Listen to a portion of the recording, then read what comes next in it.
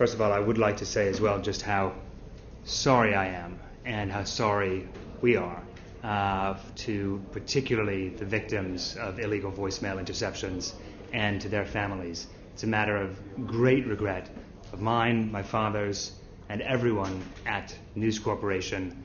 And these are standards, these actions do not live up to the standards that our company aspires to everywhere around the world.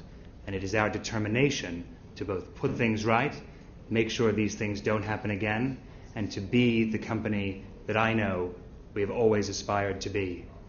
As for my comments, Mr. Chairman, or my statement, which I believe was around the closure of the News of the World newspaper. Before you get to that, I would just like to say one sentence. This is the most humble day of my life. Okay, thank you. And the departure from your company in the recent few days of Tom Crone, of Rebecca Brooks, and of Les Hinton, is that because any of them had knowledge of phone hacking? I have no knowledge, and there is no evidence that I'm aware of that Mrs. Brooks or Mr. Hinton or any of those executives had knowledge of that, and their assertions, certainly Mrs. Brooks, and assertions to me of her knowledge of those things has been clear. Nonetheless, those resignations have been accepted, but it's important, on the basis that there is no evidence today that I have seen or that I have any knowledge of that there was any impropriety. Can I take you back to 2003? Are you aware that in March of that year, Rebecca Brooks gave evidence to this committee admitting paying police? I am now aware of that. I was not aware at the time. I'm also aware that she amended that considerably very quickly afterwards. I think she amended it 7 or 8 years afterwards. But did you or anyone else? Sorry.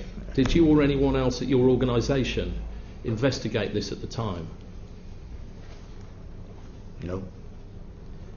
Can you explain why? I didn't know of it. I'm sorry. If I can just say something, and this is not as an excuse, maybe it's an explanation of my laxity.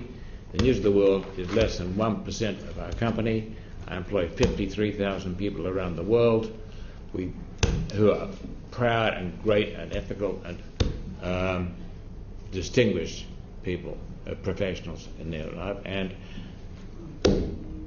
perhaps I'm spread watching and appointing people whom I trust to run those divisions.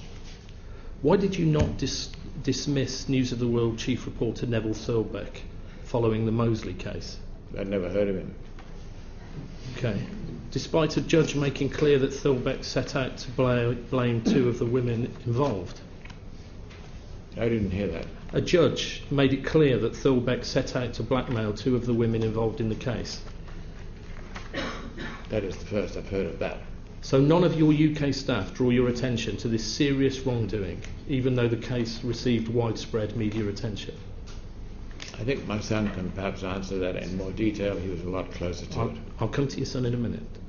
So despite the fact that blackmail can result in a 14-year prison sentence, nobody in your UK company brought this fact to your attention? The blackmail charge, no. Mr. Murdoch, at what point did you find out that criminality was endemic at News of the World?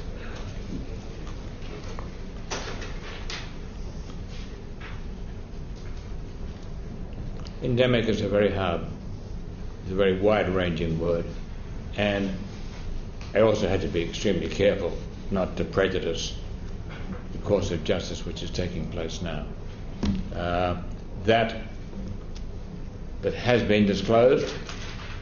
I became aware as it became apparent. The first 2, and then I was absolutely